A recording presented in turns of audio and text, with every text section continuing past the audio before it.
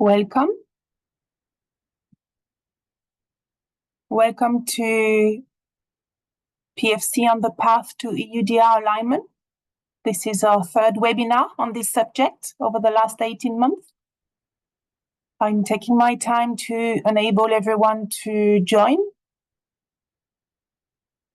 Again, it's a pretty amazing number of you online.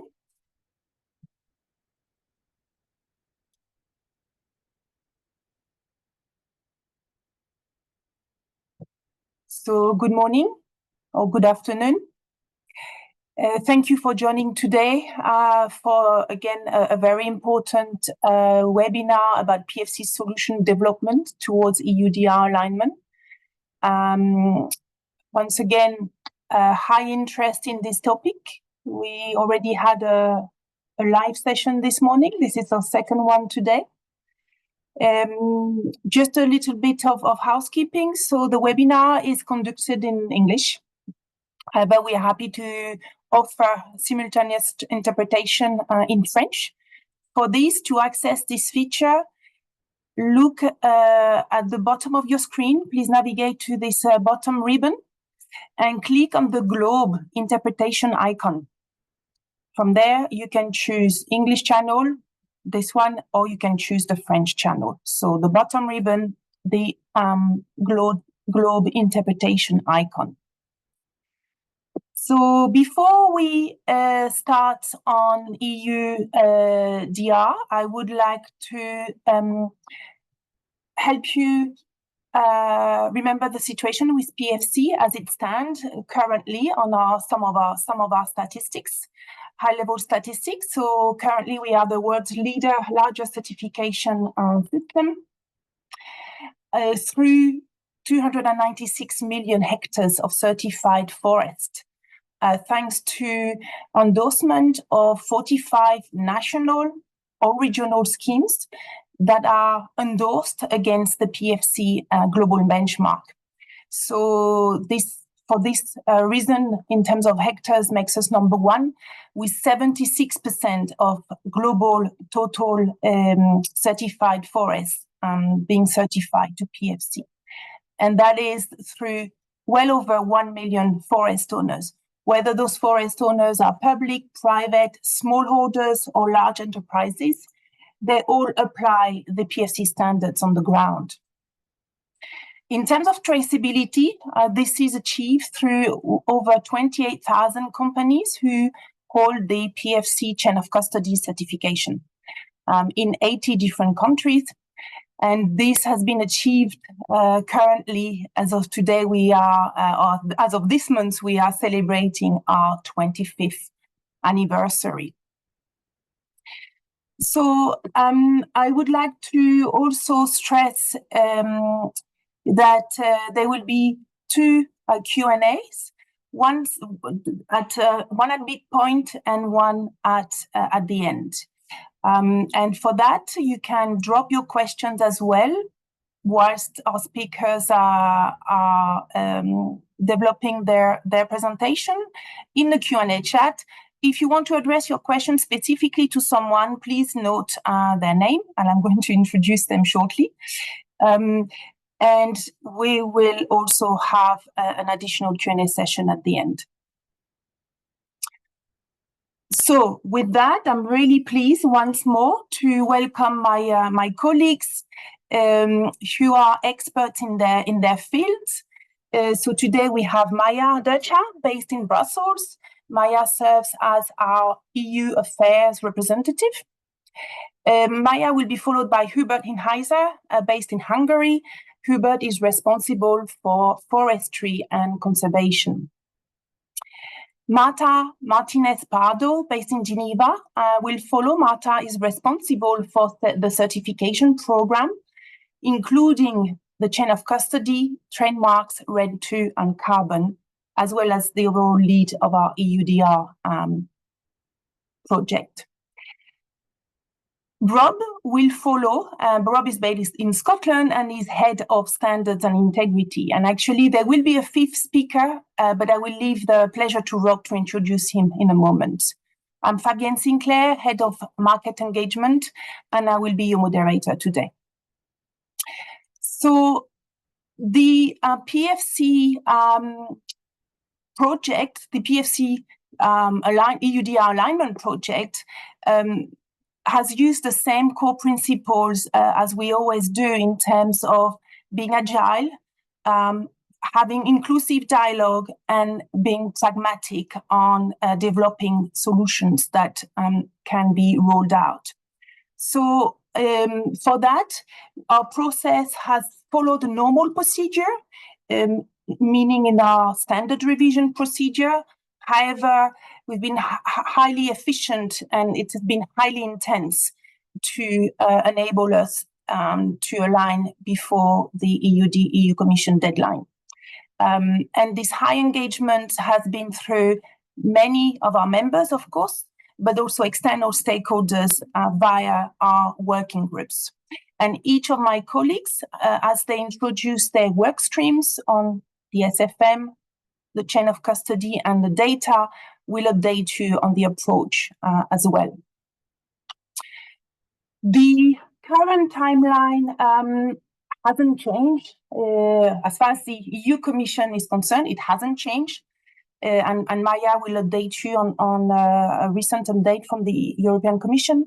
And as far as PFC's alignment is concerned, our roadmap hasn't changed in that we want to be, and we will be aligned by the end of this year. And again, my colleagues will update you on each of the stages there to be a bit more precise on the timeline for each work stream. So with that, I would like to invite my colleague Maya. Maya, you are paying intensive attention to the development of numerous EU affairs, specifically, but not only EUDR. Can you tell us about the recent evolution from the Commission and the latest announcement? Maya, the floor is yours.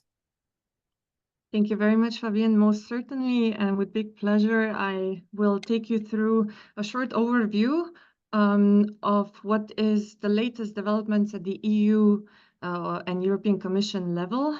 And we will more closely look at the implementation tools, highly anticipated information.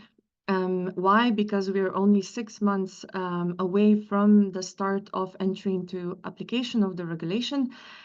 So I will provide a quick update of state of play of these implementation material. On the screen, you see the timeline, and I think, and I hope we're all partially or fully aware of the timeline, which is, of course, very tight. But before we go into the state of play, I would just like to remind on the role of certification under the EUDR. So the text gives the voluntary certification systems support function in the due diligence steps. So, and this is also where PFC, as you will hear in the continuation of this webinar, will support. So the 3 stages of the due diligence where we will provide, our tool will provide support is the information requirement stage, risk assessment, risk mitigation, so articles 9 to 11. But then certification will also be able to support other articles such as no placement on the market, substantiated concerns, assistance for checks, communication, due diligence statements, reporting, record keeping. And more than that, it will provide assurances with relevant deforestation-free and legality requirements.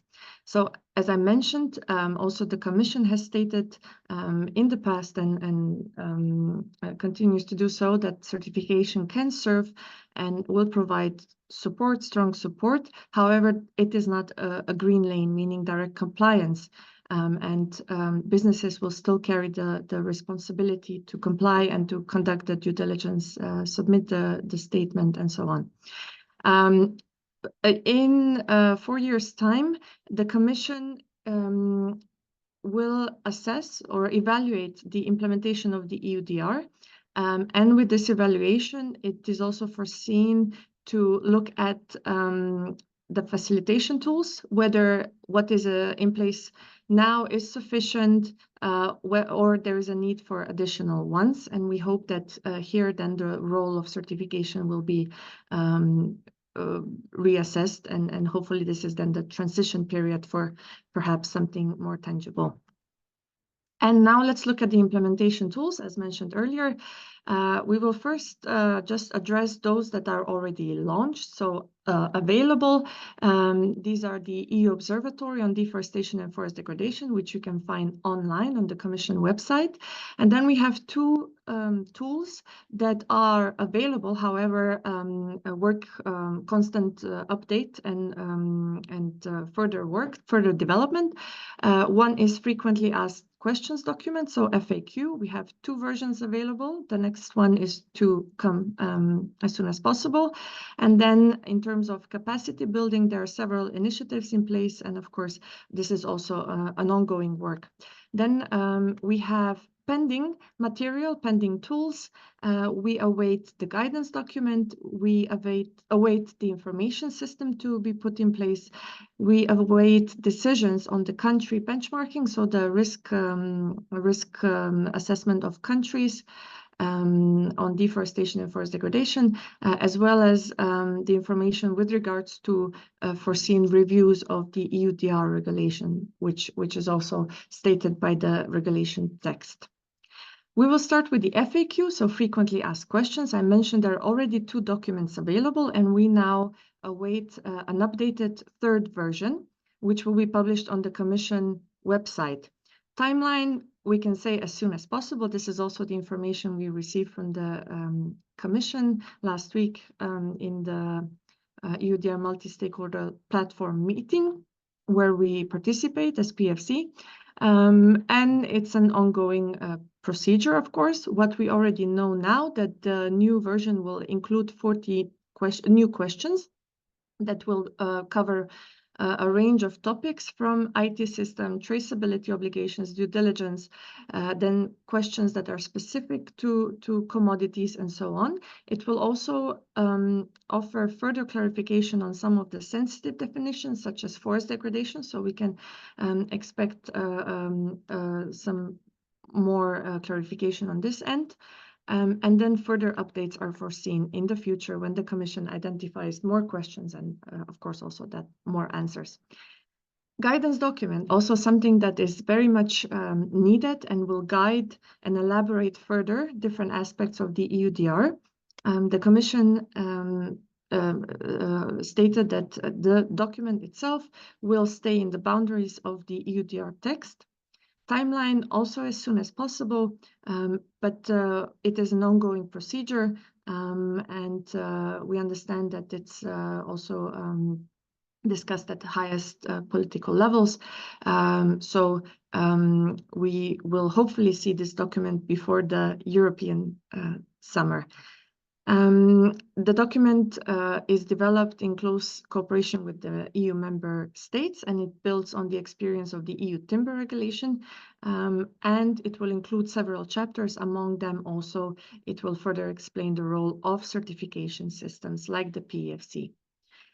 Next one is the IT system, the information system, where operators and traders will be submitting their due diligence statements. On the screen, you see the roadmap as presented by the European Commission. At the moment, the Commission is working more on the API technical specification and the pilot testing for that address. In summer, so July, August, we will see more information material coming on the information system, and distribution of user instructions in September. Then further trainings will start in autumn, so as of October. And in early November, the Commission will open the system for registrations, and opening of the system itself in early December. This has been, date, you see 2nd December, has been moved. Previously, it was communicated this will happen mid-December, but the Commission has, of course, sees the urgency to open the system as soon as possible. Therefore, the timeline has moved a bit here. We have slightly more information on the information system, however, still not enough time to explain, but the Commission website provides more information. So the main functionalities of the system will be, as you see on the screen, 6 of them. So submission of the due diligence statement, duplication, retrieval of the due diligence statement information, add 1 or more reference DDS, amend an existing DDS, retract an existing DDS. Just to mention, we will share these slides, so you will have this available. There are some further information with regards to geolocation data that has to be included in the DDS. So what will be used will be industry standard GeoJSON file format, so used for the import of data. The geolocation coordinates will be in conformance to the WGS04 standard with EPSG 4326 projection system, regardless of the input method. And there will be some limitation in terms of geolocation data file size. That will be 25 megabytes per DDS. Also, some further information on the API. The users will be, as you can see, 1 system per unique operator, then 1 public sector system for 1 or more operators, and 1 commercial software for 1 or more operators. In terms of authentication, the credentials will be granted by the European Commission for each operator, and authentication will be done over SOAP. Then further support and trainings will be provided to those that require that. Materials will be published and trainings will be done online in Brussels, but also at national level. Then moving further, we're moving fast, apologies for that, but we need to cover everything. So the next one is country benchmarking and the decisions that the Commission will take in terms of assigning the risk levels in terms of deforestation and forest degradation to countries or parts of. Also here, this is an ongoing process. The Commission has selected a contractor that is supporting the work of the Commission in this regard. And they jointly work on the methodology development for assessment and collection of data, which should be credible and solid. The Commission has communicated that the decisions will be delivered in due time. And just to remind, the EUDR requires that by basically the end of this year. At the moment, all countries carry a standard risk level, meaning that all countries need to fulfill full due diligence obligations. And then those countries that will be identified as high risk will be, before the publication of results, the Commission will consult those countries. The EUDR, before or the start of the implementation, already foresees a review, and there's already an ongoing work on that. So the review will assess the impact of potential extension of the scope of the EUDR, starting with extension to other wooded lands. So this work is happening as we speak. The assessment is taking place basically now with some targeted interviews, but also a public consultation will open in the next months. And then there will be another review next year on the possibility to extend EUDR on other ecosystems, to financial institutions, and to other commodities and derived products. And also on this consultation with the public will start at the end of this year. I believe this is then my last area of work by the European Commission. So there's also some capacity building work going on, ongoing, of course. The biggest initiative with, if I'm not mistaken, I think 70 million euro is a Team Europe initiative, which will operationalize different elements of the EUDR. And this work is happening through with the support of EU member states and of course also the funding of the EU member states.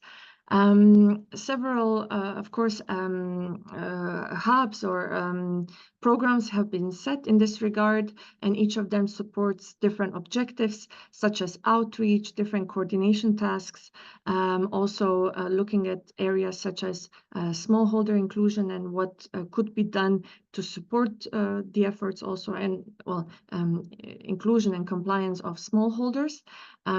Also in terms of technicalities, how can especially producing countries address the gaps that are required in EUDR context. Sufficient support is also given through EU delegations in countries, and those are of course outside the EU, around the world. And then there's another stream of funding, and that's called forest partnerships. We will not talk more about it, but this is this stream is then focusing more on timber, where the Team Europe initiative focus more on other commodities of the EUDR. All the material is available on the Commission website, and we will also share some links in this webinar. Thank you very much. Thank you, Maya, and congratulations. It's not an easy task to digest so much information and making it a highlight for our guest today. So again, if you would like to ask Maya a question, please put Maya and in the chat, in the Q&A, and type your question as well. We have also already put the EU Commission Q&A link for you to access. So I recommend that you put it aside for now, but use the link afterwards. So now I'm going to ask my colleague Hubert to join us. Hubert, the discussion, I understand, and followed some of them amongst the PFC stakeholders and members, have been intense on some of the revision points in our sustainable forest management standards. Please tell us about those. Hubert, the floor is yours. Thank you very much, Fabienne. Yes, indeed, that topic is keeping busy many foresters around the world. And so we were also trying to respond to these requirements. And what I'm going to share with you today is thanks to the intense development work carried out by the Sustainable Forest Management Working Group and the related task forces of PEFC and all the experts involved in this. So having said this, that it would be worth maybe to look back why we would need to even propose modifications, because the PFC system already goes beyond the legal compliance and provide a wide range of sustainability safeguarding elements in forms of requirements. But this graph shows you very clearly that in terms of structure, in terms of approach, there are differences what we need to address. So on the left side, you can see under the PFC logo that how we approach with our requirements, with our SFM framework, the target areas of certification, that within the forest, we only separate the forest plantation as an entity, and outside of the forest, we recognize trees outside forest in an agriculture setting and in an urban setting. While, as you can see under the EU logo, that it's a further structures provided within the forest category by the EUDR legislation in form of these characteristics, which are described in forms of definitions in the legislation. And these are elements which we particularly wanted to address to make sure that we are on the same page. Because SFM is all about having a common understanding, the common language about those management practices. And here, this example, which I put on the screen for you, shows again that what we talk about, it should be on the same footing.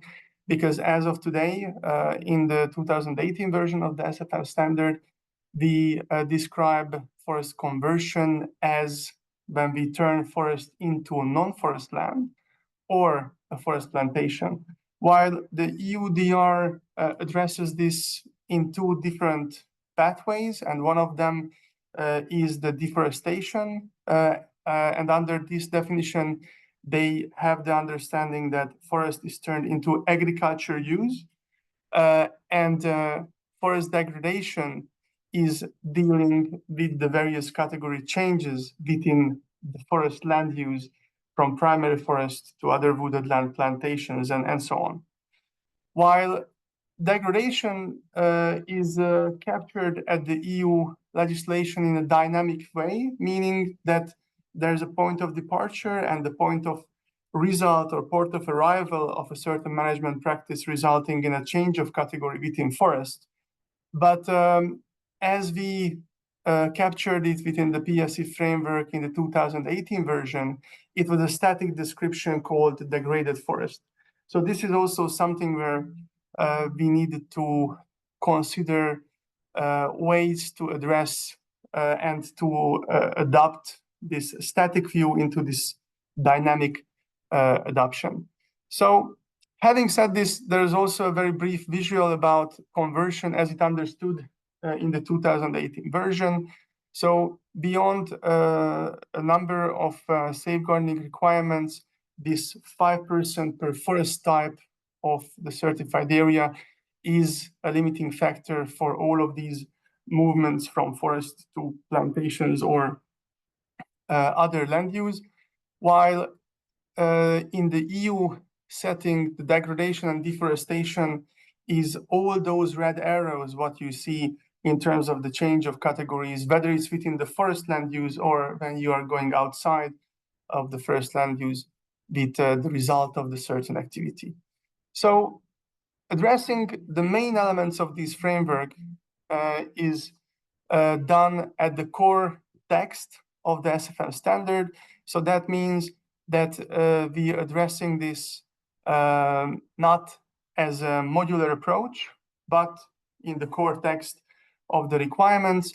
As you can see, we have a total of 40 modification proposals, and almost half of them are in the terms and definition chapter. So that's a very significant amount of the modifications, and this is the reason why, while we explored the possibilities of the modular approach, but given the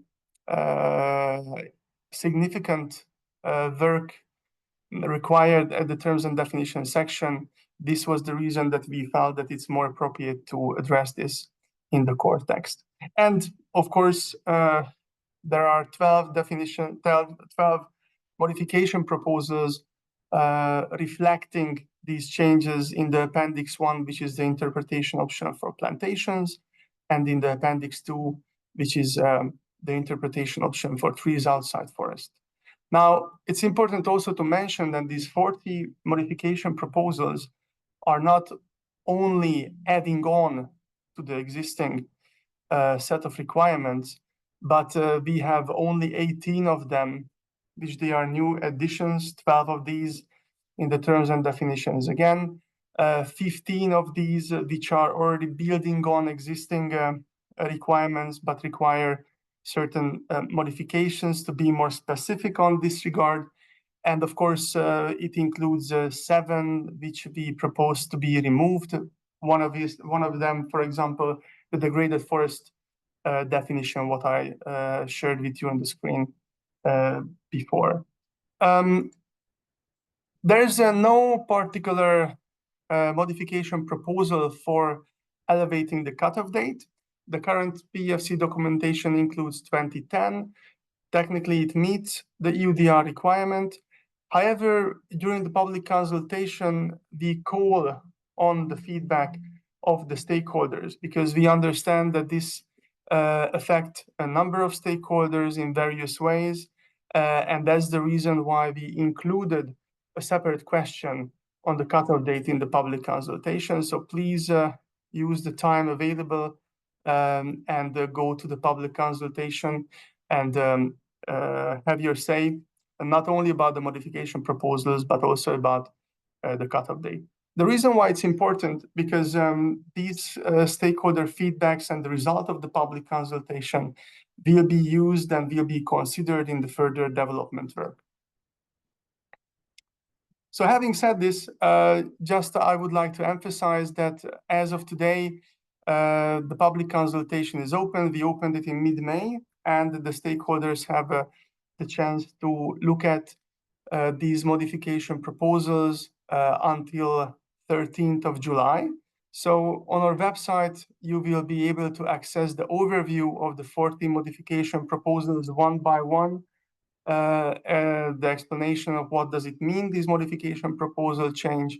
You will also have access to the full text of the ST1003, which includes with blue highlights those areas where we have the modification proposals. And nevertheless, here I will not be able to go through the modification proposals, each and every one of them, but we had a webinar on the 12th of June, just for that very reason, to explain the stakeholders what these modification proposals mean. So please make advantage of these recordings, which are available on YouTube. And we're very much looking forward to have your feedback. And again, please note that it's open until 13th of July. Thank you very much. Back to you, Fabienne. Thank you so much, Hubert. So 13th of July, this is 3 weeks away or so from your possibility to comment on our Sustainable Forest Management 40 modifications that Hubert has just highlighted as part of our 60-day consultation. So please do so. I believe we've already dropped the link as well in the chat for you to access that consultation later on. So now I would like to pause and open already our Q&A session for Maya. So Maya, responsible for our EU affairs.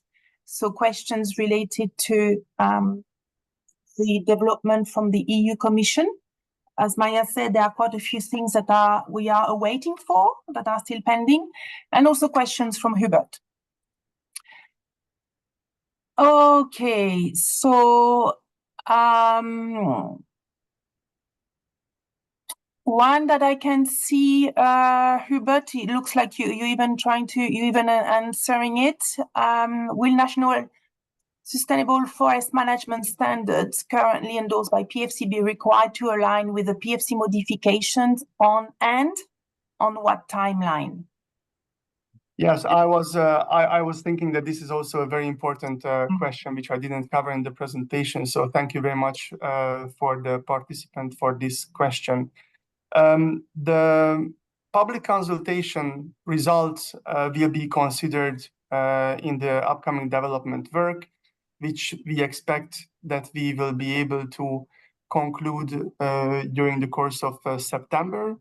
And afterwards, we still need to have decision-making processes to see whether we are ready to go with these modifications in a published standard. As soon as it happens, we know from our membership that a number of countries are very eager to implement these changes at SFM level as soon as possible. It's very important that since we are building up on the bottom-up approach, having displayed this in a benchmark standard as well for forest management, that we have various capabilities and timeline options for the countries to implement those changes. What does it mean? It means that as soon as we have the final modifications published in the form of an updated standard, given whether the other NGB has a time-critical revision possibility or may be bounded by the national standardizing organizations, rules and regulations to implement changes. Based on this, there could be a number of different timelines applicable for all the countries where we have endorsed SFM standards. Okay. What is important maybe to underline, and I don't take it much longer, but what is maybe important that even though maybe we have endorsed systems which we will not applying those changes with 1st of January, the chain of custody module will be able to guide you through this period because it's able to handle these situations as well. Thank you. Excellent. Thank you, Hubert. Maya, I can see as information required from the EU Commission, so about the progress there. One, in terms of confusion on the version of the current EU FAQ, maybe this one is some dates back to December 23. If you could answer this one, and also one regarding the technical guidance. How is the status of the guidance right now? If you could take those two, please. Yes. So indeed, the last version of the FAQ is from December. It hasn't been updated since then. The third update was foreseen for in-between period, but I believe this timeline has moved perhaps twice. As I mentioned earlier, we hear it's a political discussion, and as soon as, I guess, when the green light comes, the third version will also be uploaded on the website and available. If you subscribe, if not yet, to our news and updates on the EUDR, we will also inform you on all of these updates through this channel. And then on the technical document, so this is a separate document. In this technical guidance, as mentioned, the Commission will cover several aspects, including the role of certification. And this is also still, well, it's more than drafted. It's already in consultation stage.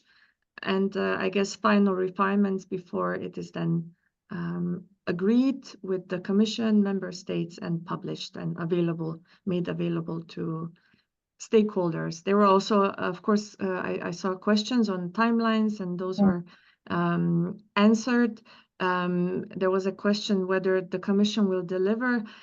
I believe so. The question is then whether companies will have sufficient time to absorb all of this and put it in use. That's more challenging in my view. But the material will be ready. Yeah. Thank you, Maya. Hubert, have you spotted? There are many questions, but are there some that are recurrent that you would like to answer now before we move to our next speakers? I'm happy to take maybe a short question, and then I will try to come back to the rest in writing. There was a question whether tree planted in desert area is qualified under the EUDR. So it's important to note that afforestation is not covered or not limited by the EUDR unless there are changes associated to this which connected to the deforestation and forest degradation. But in this case, if it's not an agricultural plantation which is done on forest land, then on an arable land or a desert area, it's an afforestation effort. It's not covered by the EUDR. Thank you. Thank you, Hubert. So with that said, I would like to move to our next speaker and invite Marta. So Marta will update us on the EU PFC EUDR DDS that completed the public consultation already early May, on the 7th of May. So we are a step ahead there. Marta, would you like to tell us where we are now and some of the changes that PFC EUDR DDS propose? Thank you very much, Fabienne. Hello, everybody. Happy to be part of this webinar with you all today. So indeed, the PFC EUDR DDS public consultation finished in May. The Chain of Custody Working Group, which is the working group managing this development, went through all the comments and agreed on a final draft that it's currently, while we are talking, in a postal ballot where the PFC General Assembly is voting to approve it. The postal ballot will finish mid-July.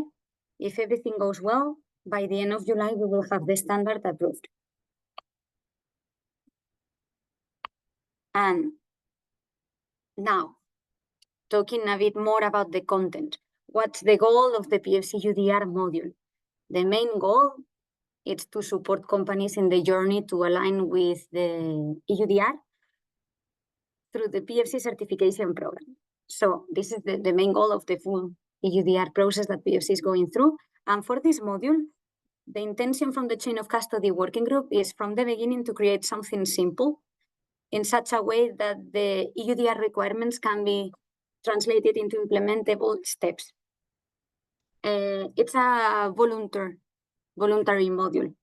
So up to the organization to decide whether they want to use it or not. It supports the uncertainty of the due diligence through the third-party certification. So as you all know, a PFC certification happens through independent certification bodies that will support through the PFC EUDR DDS that everything is put in place.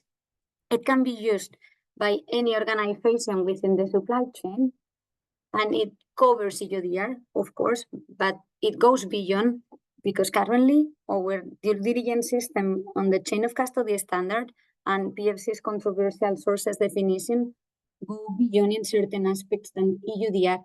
So the chain of custody working group was clear on this regard. We want the module also to go beyond. It's fully built up over the PFC chain of custody in order to make it easily integrated within the current chain of custody processes. It's to be used together with the chain of custody standard. So you take the chain of custody standard, you replace the due diligence requirements on the current standard, and instead you implement the module.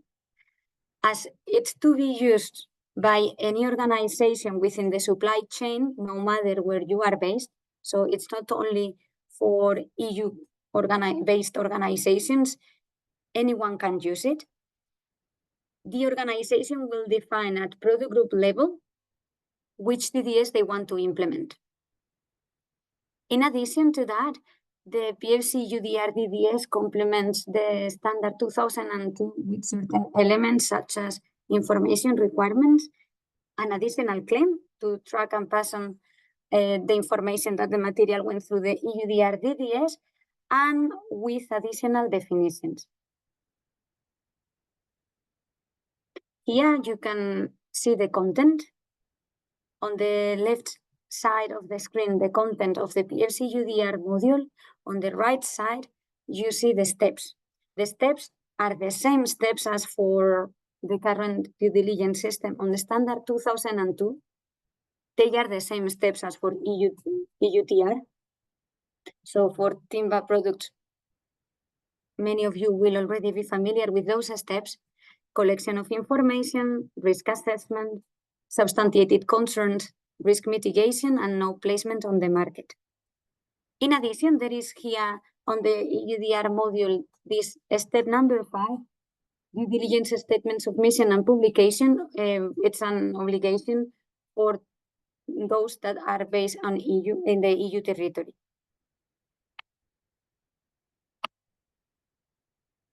And if I can pass to the next slide, yeah, there it is.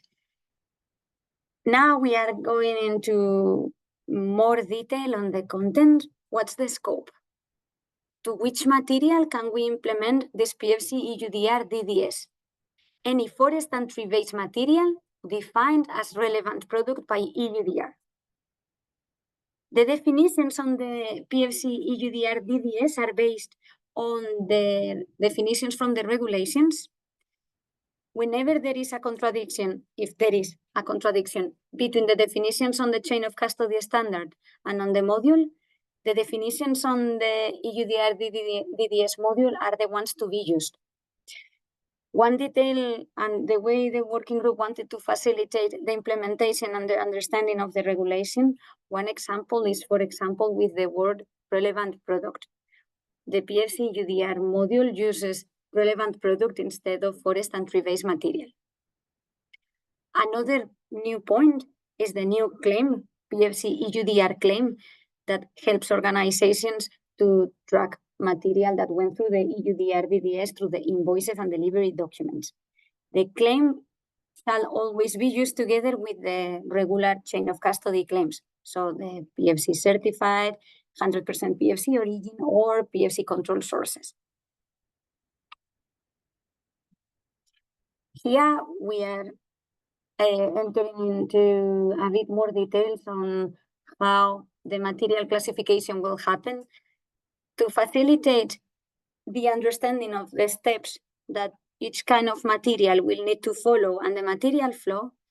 The PFC EUDR DDS includes a requirement to organizations to conduct an additional material classification. So when you will be receiving your input material, you will have to classify your material according to these three categories: PFC EUDR referenced, PFC EUDR non-referenced, and non-PFC EUDR. This will help you when you are conducting your risk assessment to know the steps to follow up, and also with the collection of information.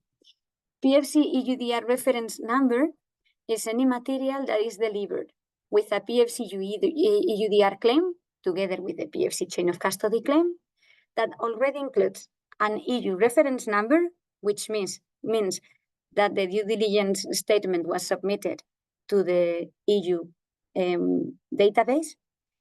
And in those cases, as the due diligence statement was already submitted, the PFC EUDR due diligence system was implemented, the information can be provided on request.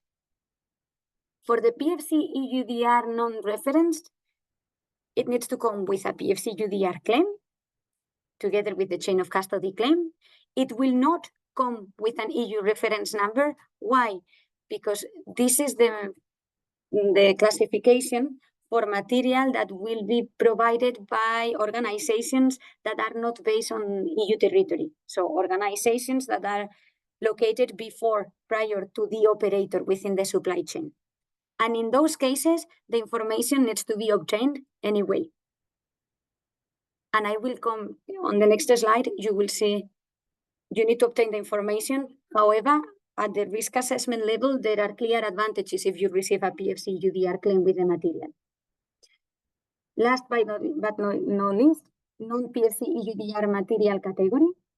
It's the material category to classify any material that you will receive that doesn't include a PFC EUDR claim, which means that didn't go through a PFC EUDR due diligence. Therefore, the risk was not assessed and minimized. It may come with an EU reference number or not. In any case, it will need to go through the PFC EUDR DDS, and the information will need to be obtained. Risk assessment. The risk shall be conducted against 4 sets of risks: deforestation and forest degradation, legality, the missing elements from the standard 2002 from the chain of custody standard, and the 4th step is the risk of mixing at supply chain level. For all those 4 risks, the organization will need to prove that the material will need to assess that the material has no or negligible risk to be non-compliant. When conducting the risk assessment, and here is where the advantage of the PFC EUDR claim comes, for PFC EUDR claim material, it will be automatically negligible risk for each of the risk assessments. For 100% PFC certified material that is not delivered with a PFC EUDR claim, if the SFM standard, the Sustainable Forest Management Standard, against which it was certified, is already aligned with EUDR, it will also be considered as negligible risk.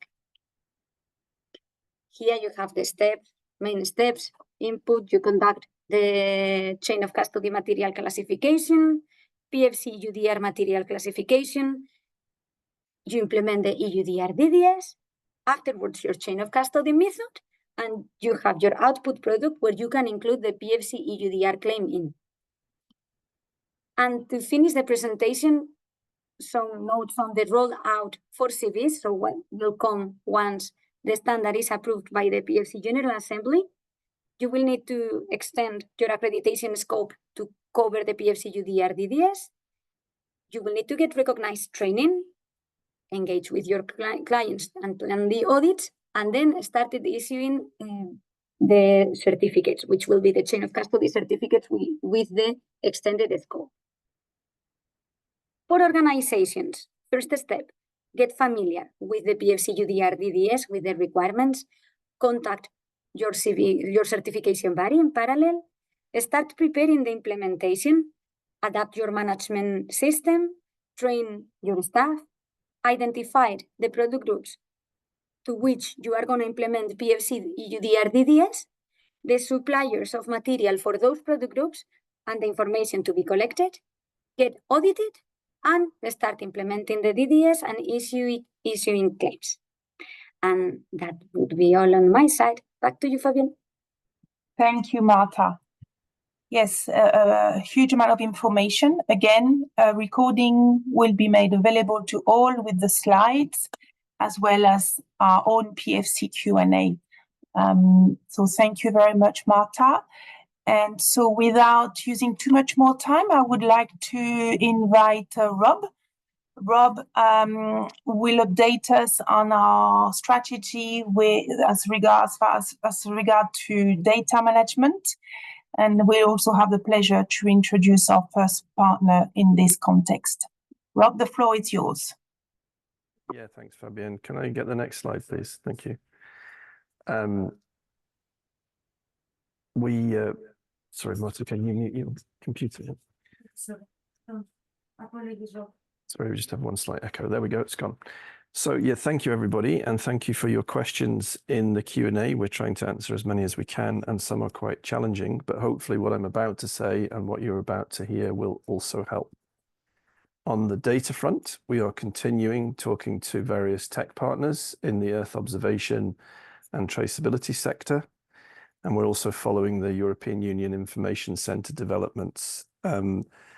Certain people were asking in the Q&A about when the European Union Information Centre will be available. At the moment, the EU are saying it will not be available until October for registration and November for using it in the run-up to the deadline of the end of the year. There will be API opportunities, application programming interface. In other words, the ability to semi-automate or automate the transfer of data between certain software solutions and the information center. PEFC, to be clear, is not planning to control or run any data sharing or data controlling platform itself. And what we're trying to do is work with commercial operators who are experts in their field to give certified organizations and forest owners choice and flexibility on how to create the data and information which you need to share with your supply chain, and then looking at the best technology options to do that in a safe and secure way, which protects privacy and links suppliers with each other to share the data which they need to share. So today, I'm very pleased to announce that we have now launched our first official tech company partnership with the German company Liveo. And I'm now going to hand over to Piero from Liveo, who is going to take you through the product offering and the partnership that we're going to forge together. Thank you. Thank you, Rob, and great to meet you, everybody from the PFC community. My name is Piero Marli. I'm the commercial director for Liveo, Liveo's end-to-end EUDR compliance solution known as TradeAware. It's a solution that is already live with some of its initial features, and we brought to market in partnership with PFC for all of you chain of custody organizations to take advantage of our the automation and the simplicity of this software.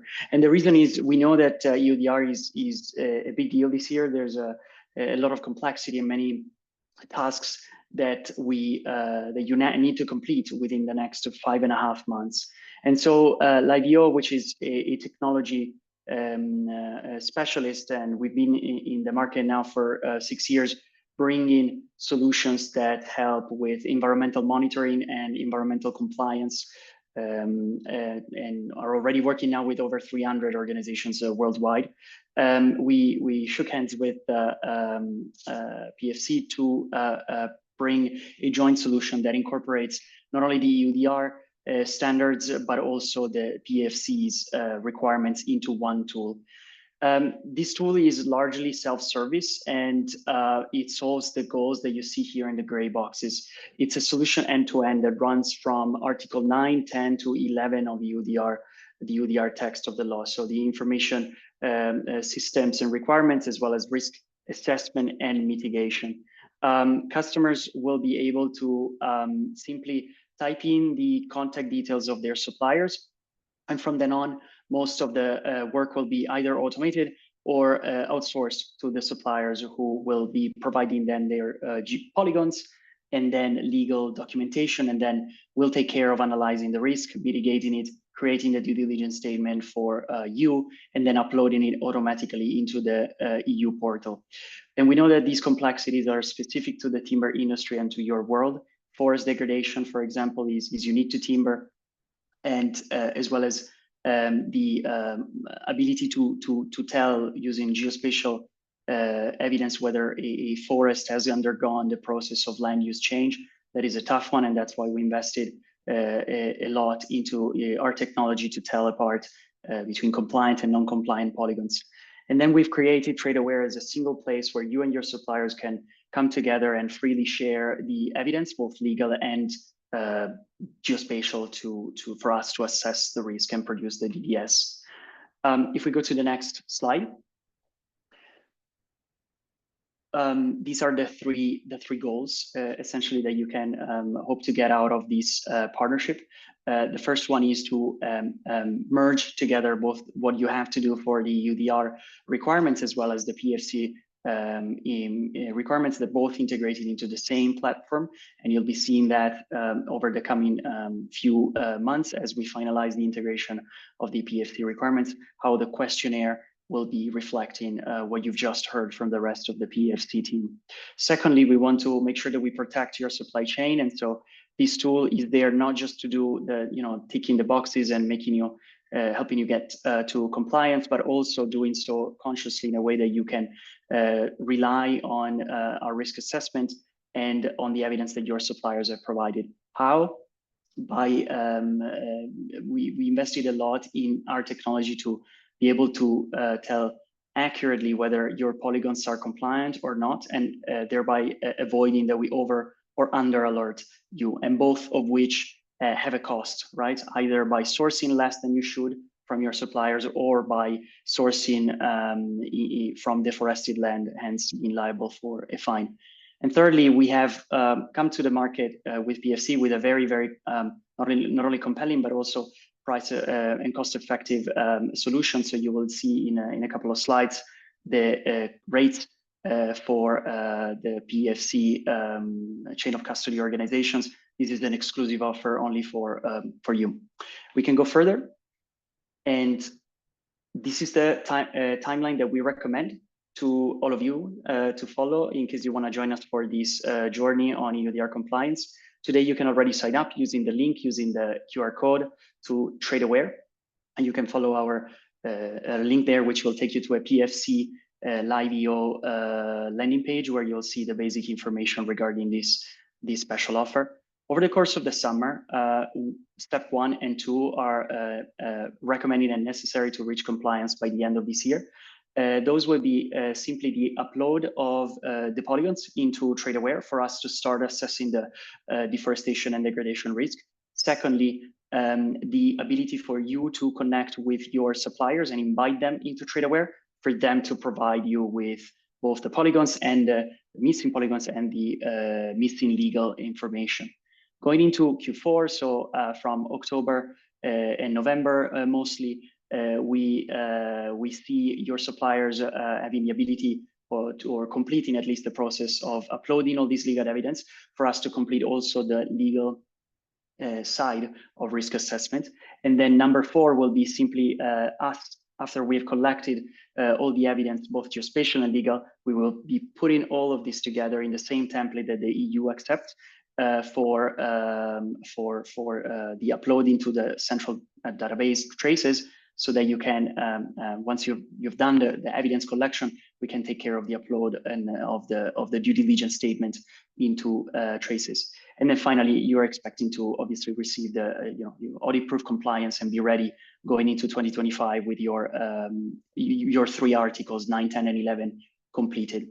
We can move on to the next view. These are the price I was just touching on a moment ago.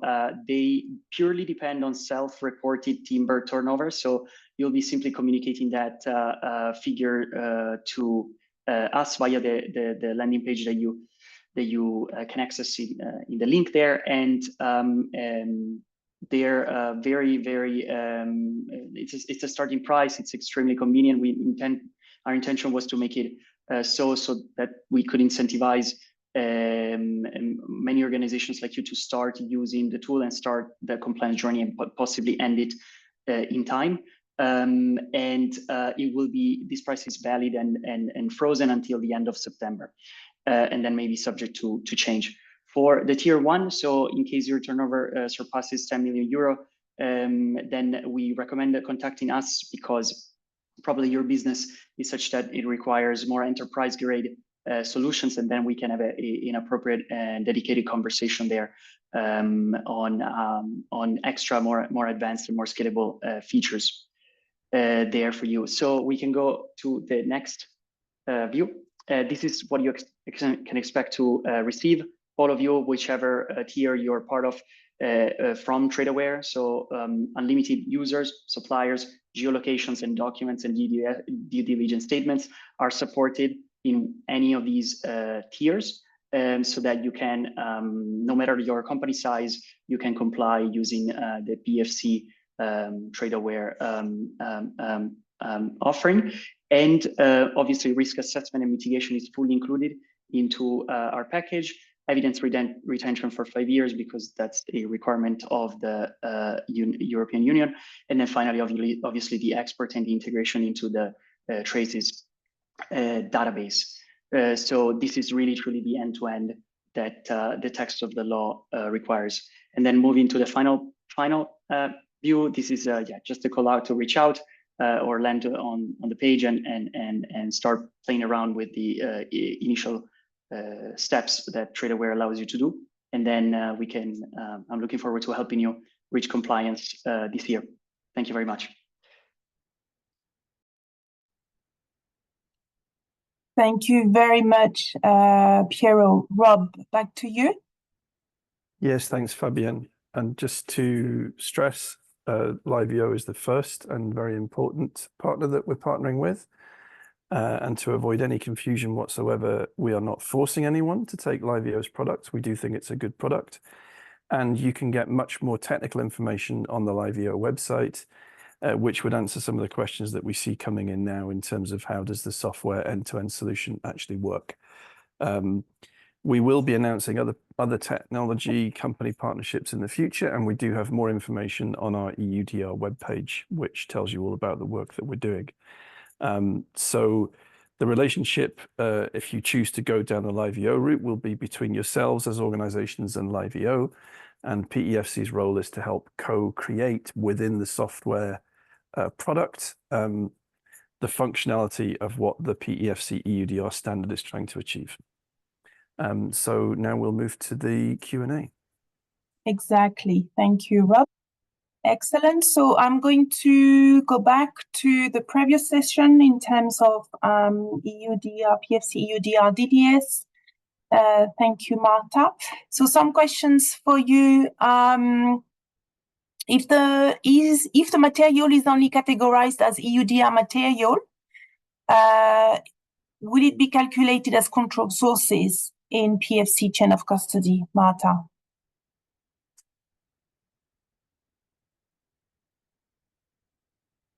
You are mute, Marta. So maybe this way is better. Apologies. So material that enters the PFC EUDR DDS, as I explained, there is a risk that also considers where PFC chain of custody goes beyond EUDR. So material that will enter the PFC EUDR DDS will result also on no or negligible risk to come from controversial sources. Therefore, it will be considered as PFC control sources in parallel as PFC EUDR claim. Okay, thank you so much. Another one in the, I'll stay with you, Marta, and then Rob, I'll come to you and Piero. In terms of the material classifications around the EUDR, PFC EUDR reference, PFC EUDR declared, as those the same? Could you go back to those, Marta, please? Yes, thank you very much for this question. I think the person that raised the question was very attentive to the public consultation. During the public consultation on the draft, we were talking about PFC declared, PFC pre-declared, and those terms were replaced by PFC reference during the final draft and the final discussions. So in fact, they are equivalent. Is that we changed the names because the chain of custody working group considered that it was easier to understand when we are talking of reference or non-reference. Excellent. Thank you, Marta. For now, okay, so I can see, Piero, you're already typing. Would you like to take one of those live in terms of the risk assessment to alert users? Please go. Definitely. I was just about to type in for that one. So the question is, what do you mean by compliant polygon and non-compliant polygons? The answer is compliant polygons are those where no land use change has been observed, where the cutoff date is December the 31st, 2020. And vice versa, non-compliant polygons is where we observed that there's been a conversion from original forest into grown or deforestation. So I hope that answers the question. And maybe you can elaborate on the first piece. Yeah.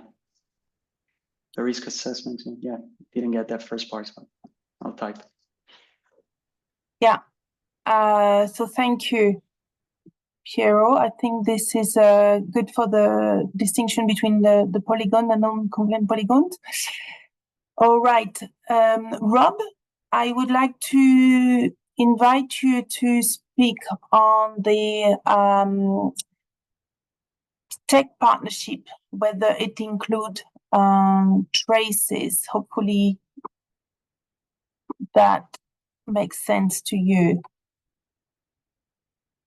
Yes, I think maybe Piero could help with this. I think what we're talking about here is that the LiveEO software will automate the upload to the EU Information Centre of due diligence statements. And somebody here is saying, well, we could have 1,000 sales per day. I don't want to sort of say something that Piero is going to disagree with, but the whole point of the software solution is that if you've prepared all the information and it's all ready to go, then I don't think LiveEO have a capacity problem as long as you're in the relevant turnover figure and what you're asking of the system is within its standard scope. Piero, you maybe want to comment. Yeah, that's correct, Rob. So yes, we do support the upload into traces. The situation you're facing is you have probably up to 1,000 shipments per day. That's what I imagine. In that case, probably it does call for a dedicated conversation because it's probably a situation where an integration into your ERP or whatever you're running procurement is maybe necessary to handle that kind of volume and scalability. So I'm looking forward to chatting. Actually, staying with you, Piero, and then Rob, I'll come back to you, and feel free to also select some questions. A question to you, Piero, on will information be publicly shown on TradeAware, or will suppliers, users have features to decide which info to be shown and to whom to be shown? I guess that's what it means. Great question. So when it comes to the evidence collection, that will be fully transparent throughout the supply chain because that's part of the requirements of the law. So it will flow upwards up to the buyer.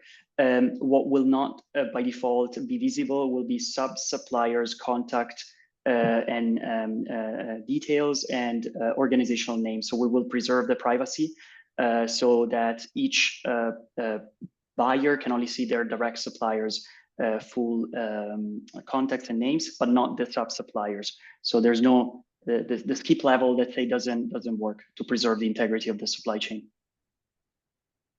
Thank you, Rob. Would you like to pick up questions that you've seen on a recurrent level? Yes, sorry, there are lots of questions coming. Exactly. Which is great. Thank you everyone for your attention and for joining the webinar. To talk in general terms, there are lots of questions about technology solutions. And so just to be clear, PEFC is not going to try and control a solution of its own. We are just putting everyone in touch with and partnering and collaborating with a range of technology partners, and you can get more information on our EUDR website. Companies such as Livio have a lot of technical staff, and they have dedicated their existence to working with satellite technology and artificial intelligence and big data computing to create software solutions which take you right through this process. And so they have thought out the data sharing and the risk assessment and the geolocation and the harvesting date range issues. So I would recommend to everyone to go to the websites, read about these products and understand how it can help you.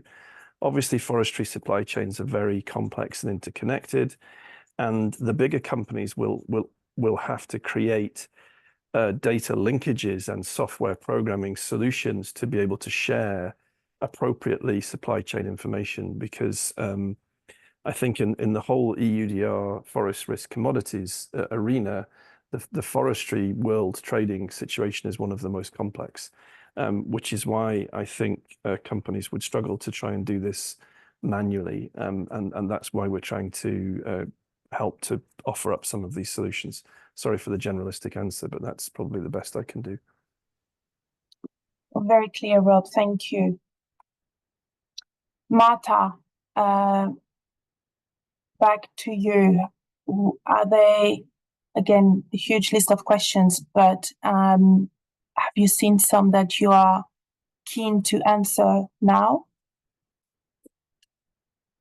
If so, you need to unmute yourself.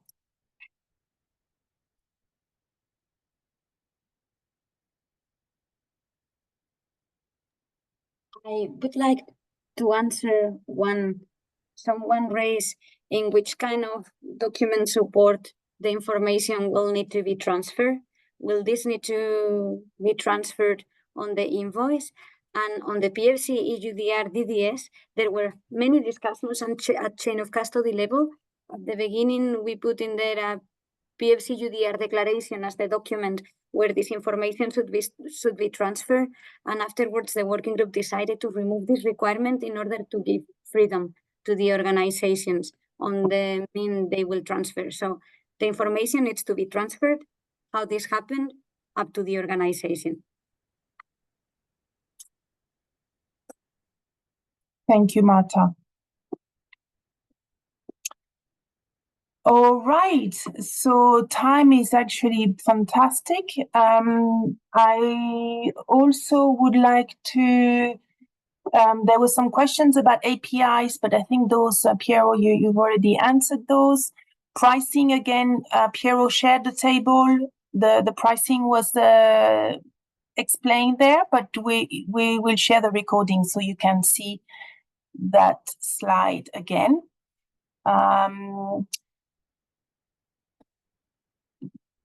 Rob, you are typing the answer for one of those questions towards the end. What happens when you manufacture a product which potentially comes up and it's disappeared before I could finish reading it?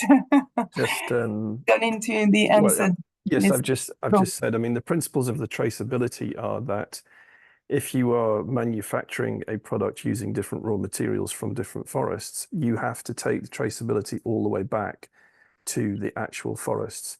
And there was a related question about over-declaration. It is possible for operators to over-declare the number of polygons. So when the benchmarking is published next year by the EU, it could be expedient in a low-risk country situation to declare more polygons inside a product than were actually used to make that product. If an operator decides to do that, they are taking the risk that any over-declared polygons are compliant with the regulations. If any of those polygons are then found in an investigation to be non-compliant, the whole shipment will then be deemed to be non-compliant. And this is very important for continuous production, large scale forestry companies like pulp mills and board mills.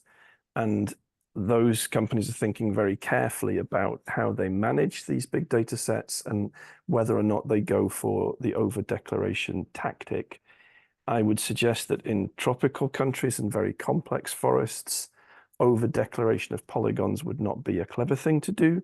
It would be risky, and therefore, depending on where you are in the world and what your supply chain is and species and forest involved, you will have to think that through and come up with more sophisticated solutions. Thank you, Rob. So with that, I would like to bring back the last or so slide. To summarize, we wish to be, and we're working towards being a partner for EUDR implementation and compliance with the toolkit that we are developing.